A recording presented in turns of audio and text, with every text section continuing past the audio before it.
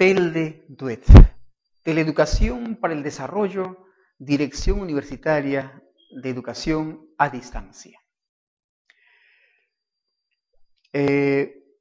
Bienvenidos, queridos alumnos, a este curso, continuando con la educación para la interculturalidad. Hablar de pedagogía intercultural, vamos a decirlo de este modo, porque en el Perú todavía la pedagogía intercultural no es todavía un hecho. Todos estamos emocionados en este gran proyecto, ¿no?, que se especifica en el DCN, en el Proyecto Educativo Nacional, pero vamos a referenciarlo de esta manera. Pedagogía intercultural es la reforma curricular que contempla aspectos de contenidos, de conocimiento, conceptos, métodos y recursos, y estrategias metodológicas, conjunto de procesos en habilidades del conocimiento que ayudarán a los profesores a trabajar en solvencia de espacios de capacitación cognitivas y culturales con los alumnos en el aula.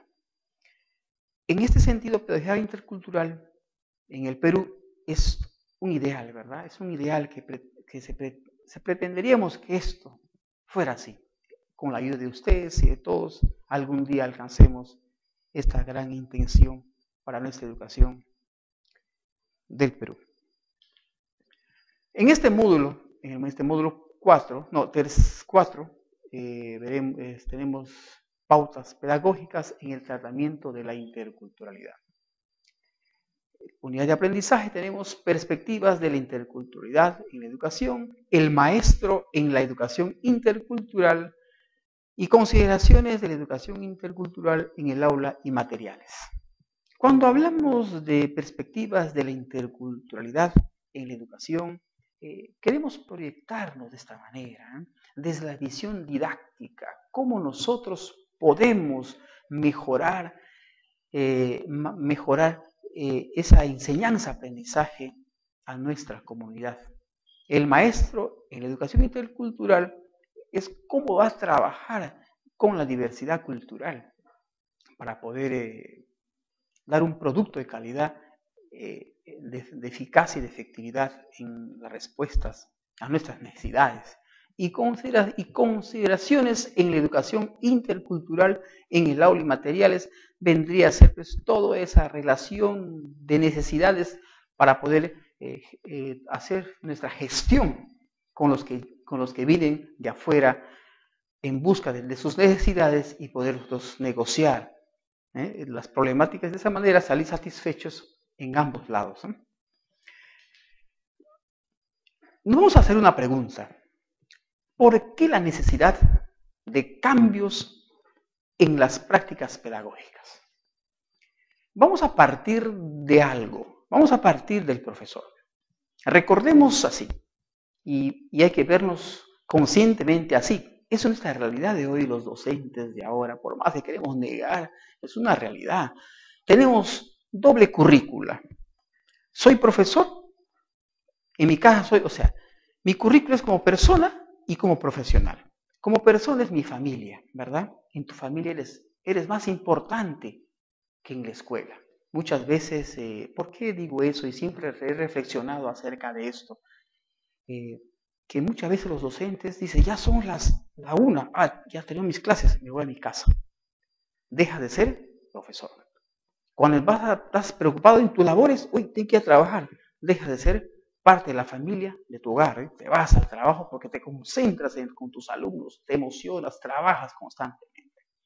Pero ¿cuál es el rol del profesor en la interculturalidad? ¿Cuál es ese rol que debemos tener? Yo creo, hasta vengo observando en nuestro desempeño, nos damos cuenta que hay que ser pues profesores, tanto en hay que juntar esos dos elementos, la familia y la escuela, como persona, como profesionales, ¿no?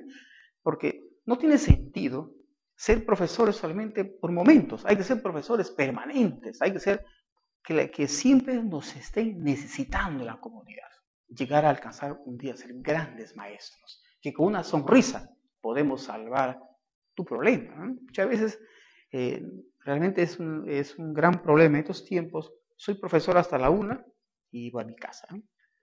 Entonces, el detalle está, chicos, que en nuestra realidad nacional, aquí en el Perú, como he puesto como pensamiento, dice, a todos nos han hecho creer que somos un Homo sapiens en un mundo globalizado. Y eso pues es una gran mentira, porque ni siquiera tenemos muchas veces no tenemos ni siquiera la coherencia de lo que es ser maestro, ser docente, o ser un profesor, o estar en el principio de la educación, como discípulos, ¿no? Frente a estas necesidades, frente a esta realidad, he puesto cuatro variables. El profesor dentro de la organización escolar, el profesor dentro de su propia mentalidad como profesional, dentro del sistema de la evaluación y dentro de las competencias. Cuando nos relacionamos con la organización escolar, debemos de tener en cuenta muchos aspectos. Por ejemplo, debo decir, bueno, ¿cómo voy a organizar a la escuela? ¿Cómo le voy a llevar a sus objetivos, a esas metas deseadas? Pero ¿cuándo se va a cumplir eso? Cuando yo pienso y estoy en la realidad. Ser profesor en la realidad significa como profesor en la familia, como profesor en la escuela. No puedo yo dejar de ser profesor cuando llego a mi casa. O sea, hay que ser perseverante porque eso va a ser el reflejo en la escuela, porque va a repercutir en la familia. Entonces, esa es una idea y muchas ideas más están en lo que es organización escolar con respecto del profesor. Y otro detalle es la mentalidad del profesor. La mentalidad del profesor tiene que ser pues, positivo, ¿no? Tiene que ser creativo, tiene que ser un profesor con una visión de algo inalcanzable, pero que se va a realizar. O sea, encontrar trabajos que sí se va a hacer. Muchas veces pensamos maravillas, cosas que a veces es imposible realizar, ¿no? Que nuestra mentalidad debe ser coherentemente realizada. En este sentido, en la mentalidad del profesor, debemos tener bastante cuidado, porque depende de eso va a depender muchísimo esa cohesión entre la familia y la escuela. Por ejemplo, un profesor desubicado en el proceso, en el tiempo, siempre estaremos en decadencia. En vez de mejorar, estaremos empeorando. O sea, es importante nosotros los docentes, hay que estar siempre viendo, rebuscando con qué material, con qué estrategia, con qué fuerza estoy llevando el desarrollo del pensamiento para mis niños, para mis alumnos, ¿no? En este sentido. Y cuando hablamos del sistema de evaluación, también hay que tener mucho cuidado. También muchas veces nosotros nos preocupamos en evaluar al alumno y nosotros no nos evaluamos cómo estamos. Cómo están nuestras habilidades cognitivas. Cómo estamos nosotros, cómo organizamos nuestra vida misma, porque es parte de la evaluación. El docente tiene que estar pues, bastante asimilado a la realidad en función a sus habilidades cognitivas. Y cuando hablamos de competencias, el docente, aquí sí es un poquito, vamos a detallar esa parte de las competencias. No pensemos las competencias en habilidades, destrezas, no, ni aptitudes, ni cognitivas, sino hay que buscar las competencias de solucionar el problema y cómo resolverlo y cómo ayudar a resolver los problemas a los alumnos o a la comunidad misma. Entonces, en este sentido, hay que buscar, ¿por qué la necesidad de cambios en las prácticas pedagógicas? Nos estamos refiriendo a la enseñanza-aprendizaje, pero en la diversidad cultural, porque esas dos variables es lo que nos va a dar la fuerza, diversidad cultural, el manejo de nuestros recursos, de nuestro cuerpo, y en nuestro cuerpo está, pues, ¿qué cosa que tenemos? Esa cultura, ese bagaje, esa experiencia, y qué hacer con los recursos, ¿no? Si yo estoy al pie de un río y veo piedras, ¿y qué hago con estas piedras? ¿Cómo lo puedo dar un valor agregado? Puedo dibujar una figura, lo pinto bonito y voy al mercado, ¿no? Eso me refiero. Dar soluciones al problema, encauzarle a desarrollar actividades a la comunidad en función a sus recursos, y con esos conocimientos podemos nosotros alcanzar esas prácticas pedagógicas que sean activas, positivas, productivas. Nosotros también queremos estar en la modernidad. Tú, yo y todos queremos estar inmersos en la modernidad. Queremos brillar nosotros. Pero, como le decíamos nosotros, ¿dónde está una de nuestras debilidades? Está en nuestra Constitución. La Constitución suele ser una copia, como suele ser en la educación del Perú. Y lo malo, traemos y nos equivocamos, traemos la originalidad, pero acá lo distorsionamos y no funciona. Entonces creo yo particularmente que debemos de construir para volver a rehacer un sistema educativo en base a nuestras experiencias, construir libros en función a la experiencia de cada docente, contar su experiencia y eso editarlo, ¿eh? Entonces que nuestros alumnos lean, a los alumnos que están inmersos a la carrera de educación, puedan leer o jóvenes que están en otras carreras, empezar a escribir lo que están viviendo esas personas, y ahí está registrado en los libros, pero de nuestras propias experiencias, sin preocuparnos en los modelos que vienen de afuera. Muchas veces nosotros decimos, no, mi clase lo hago con el modelo de Piaget, con el modelo de Vygotsky, de Ausubel, y nos sentimos maravillados, lo máximo, somos un fenómeno en el aula, diciendo, pero a veces no es nuestra realidad, pues. Y creamos un gran conflicto en el aula. Cuando nosotros conversamos con nuestros alumnos y pretendemos que saque un concepto de la realidad, no lo hace. ¿Y qué es lo que dicen los docentes? Este profesor no sabe. Entonces, pero cuando tú le enseñas al pie de la letra, este es un buen profesor, mira cómo conoce a Ausubel. Son referencias, nos puede decir como referencia, pero preocupémonos en la construcción de un sistema educativo, de un modelo propiamente de nuestras raíces, de nuestra identidad y de nuestra potencialidad, ¿verdad? Para poder alcanzar un Estado-nación a la localidad global, en este sentido. Que la educación sea, pues, de nuestras propias necesidades. Como les decía, si yo estoy parado en un río y yo quiero hacer algo bueno, ¿no? Entonces, ¿qué hago? Simplemente quiero mejorar la educación, entonces puedo construir desde una piedra. ¿Cómo puedo construirlo al Perú? Puedo dibujar, puedo moldear la piedra, jugar, porque en los ríos también hay piedras que son como tiza. No sé si han tenido experiencia ustedes, ahí en los ríos de agua dulce hay piedras suavecitas que se puede darle forma, ¿no? O sea, hay tanta diversión en nuestro Perú que se puede hacer maravillas, ¿eh? Pero primero desde nuestras oportunidades. ¿Y cuál es tu oportunidad? Esa potencialidad que tú tienes y te das la libertad de poder empezar a rehacer, ¿eh? Cuando hablamos de nuestras raíces, hay que reconstruir nuestro pasado, pues. Si nosotros queremos tener una educación nacional, debemos de reconstruir parte de nuestro pasado para poder proyectarnos y volver a mejorar. Esa es la idea. Y nuestras identidades son respetarnos entre nosotros mismos, nuestras propias costumbres, y compartir cosas, todas esas potencialidades hacia una misma fuerza. Como acá podemos ver cómo nuestras raíces, nuestras identidades giran en función a la Constitución, ¿verdad? Un modelo nacional, ¿eh? En este sentido, para crear un Estado-nación a la localidad global. ¿Y cuáles son esas pautas pedagógicas?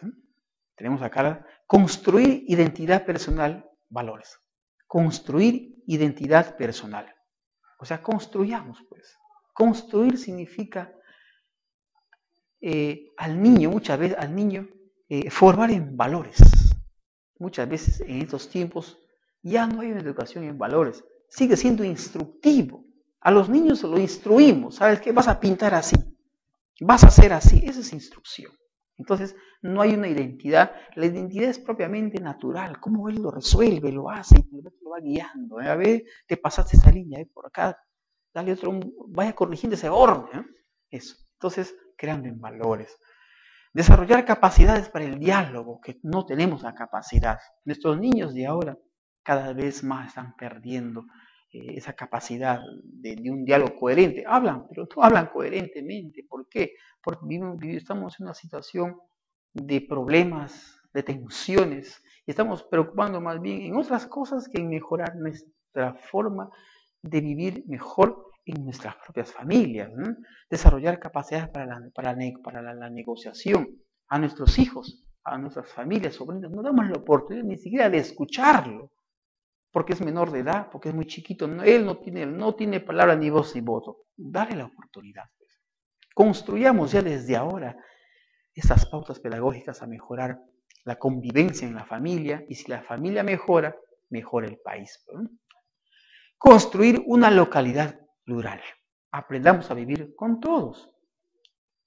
Quitemos el egoísmo, pues muchas veces tenemos un egoísmo y es notorio. No sé, quiero recalcar esta oportunidad y es una oportunidad también decir muchas veces en nuestras familias, ¿no? Que alguien empieza a mejorar, a desarrollarse y a veces lo miramos, mira, ve Juanito, está mejorando. No, hay que empezar a bajarlo. O sea, no estamos tratando, o sea, hay que empezar a construir esa conjugación de personas, ¿no? Entre nosotros mismos, que desarrolle, que mejore, que avance, hay que ayudar, ¿no? Porque mañana más tarde lo vamos a necesitar también. ¿Quién no quiere tener una familia, todos progresistas, todos profesionales, todos activos en la economía, en la inserción, insertados en el desarrollo nacional? Todos, ¿no? Construir una localidad consciente. Ese es otro punto muy importante.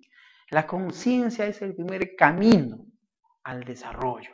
Soy consciente y por mi conciencia, cuando tú te casas, por ejemplo, conscientemente has aceptado un sí, ¿verdad? Eso debe ser también en nuestra vida personal, en nuestro desarrollo, en nuestra comunicación entre personas, conscientemente. Eso es, ven a mi localidad conscientemente, sin mediocridad, sin malicias, ¿no? Y construir una localidad respetuosa.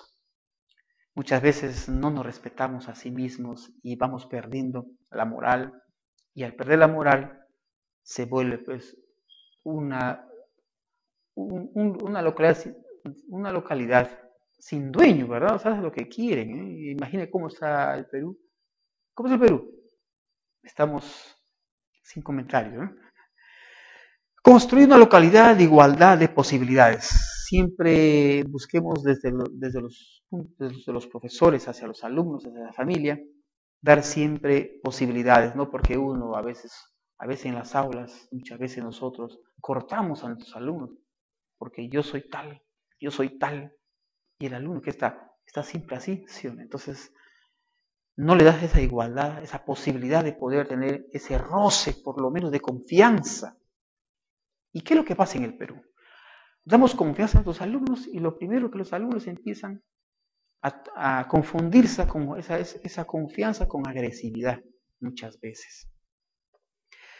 Promover principios de interculturalidad, que es propiamente del tema de la interculturalidad, esa pluralidad, esa diversidad, para poder nosotros tener la capacidad de qué cosa. Cuando habla de principios de interculturalidad, estamos hablando del todo, o sea, de poder darnos un poco de cada producto, ¿eh? Es un principio, ¿eh? Y promover actividades de desarrollo, constantemente hacer actividades, festividades, eventos que tengan que ver con el desarrollo de la imagen del Perú, y todos trabajemos a eso, a una mejor imagen, mejor aceptación, ¿no? Entonces, la importancia de la interculturalidad en el sistema educativo son estas pautas para poder corregir y mejorar cuando ya nos estamos preparando para que cuando ya estemos listos, esto se cumpla y se haga realidad, pues, y no perdamos la oportunidad de llegar a la modernidad y tener, pues, ¿qué cosa? Tener esa tranquilidad como tienen otros países del mundo, ¿verdad? Que están a la despensa de otros, ¿no? Nos volveríamos uno de ellos también. porque a eso va. Gracias.